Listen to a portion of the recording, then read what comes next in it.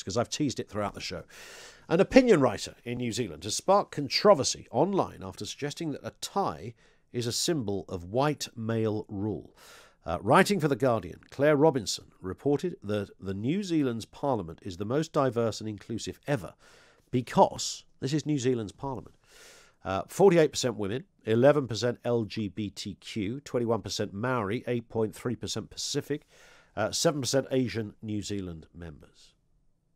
And so asked why would the Speaker of the House insist on a male MP wearing neckties, she said, one of the most enduring symbols of white male supremacy, silently serving to maintain the white male values and standards as the norm.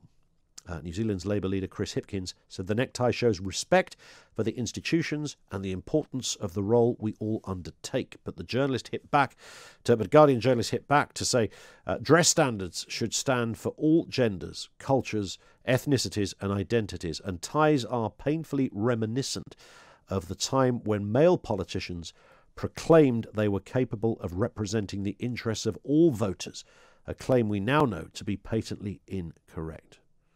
Wow. Just wow. This is a professor at a university for creative studies, by the way. So that might give you a clue as to where we are. And I watched the clip of the Speaker ejecting a male MP, who was a Maori MP, for not wearing the necktie. He said, look, we chatted with MPs, we've had a debate, and the necktie is the attire.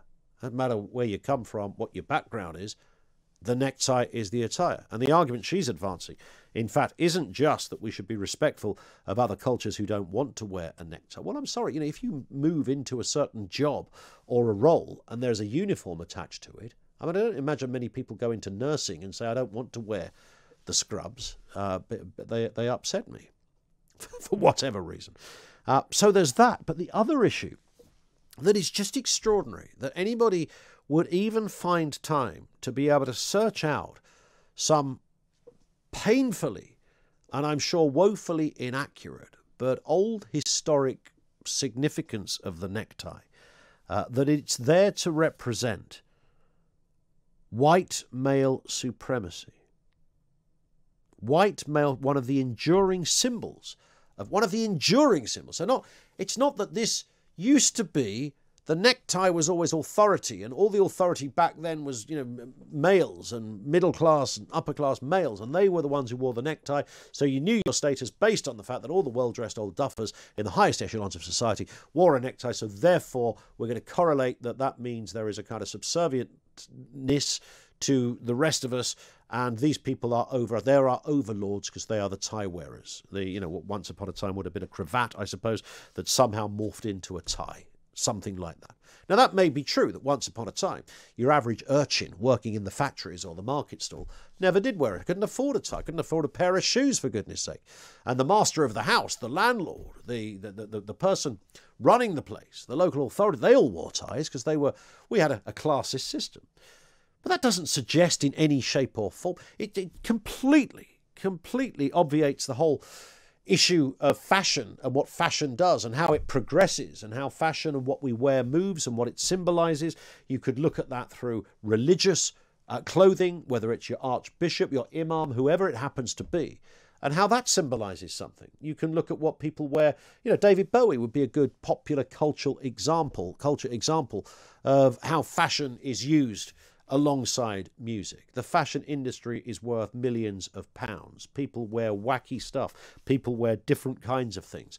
And the tie has the idea that a tie today is somehow a hangover of male white supremacy is not, I'm not allowed to say certain words on air, obviously, because that would be ruled indecent and wrong. But boy, do I want to have a swear-off right now. I'm aching for a right old swear-off. I might get Sam to turn my microphone down so I can have one. But this is in vision as well, so lip readers out there would have me rumbled.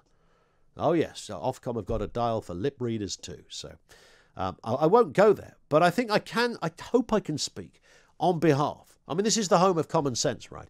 And I think I can speak on behalf, like all of these stories, whether you're talking about the fact that J.K. Rowling is person non grata at a kid's school, because she happens to have a differing view to some kids on trans issues, despite the fact she has the same view that 99% of the population have. So there's that. And like all of these things, you think nobody in the real world thinks this. I'm not wearing a tie at the moment. Mike Graham usually wears a tie on a daily basis. Mark Dolan is tied up. Once in a while, you'll notice, I stick a bit of a tie around the old Gregory Peck. And I like it. I like a tie. I like a tie. I think dressing nicely is a nice thing. I think it's a really nice thing. A really nice thing. By the way, if I want to swear, we have got a censorship mechanism if I go to swear. So if I try to swear, like now, off. You see? Kind of works, doesn't it? In a way. Try that one more time. Off. There you go. It's my best. It's my best effort. It's my best effort. Wearing a tie is it's a symbol of, you know, I can't remember who the fashion designer was. Was it one of our own or it was one of the Americans? I can't remember. Who said that, you know, dressing nicely is a polite thing to do. And when you put on a tie, there is in fact, the very opposite to having any kind of authority or supremacy. There is almost a deference in wearing a tie. It is a decent thing to do. It shows an effort. It shows that you care. It shows that you want to present yourself in a way that looks smart. And if you're visually smart, you're mentally ready to have a conversation, to go into whatever workplace that requires you to dress in that kind of way. There is a sense of officialdom and studiousness about a tie, which is no bad thing the last time I looked. It's not compulsory, but to wear one, I only see all the positives out of tie wearing. I see none of the negatives. None whatsoever. So I would say one thing to the Guardian writer, the professor, who thinks that wearing a tie is a symbol of male supremacy. One thing to say to you, mate. Off.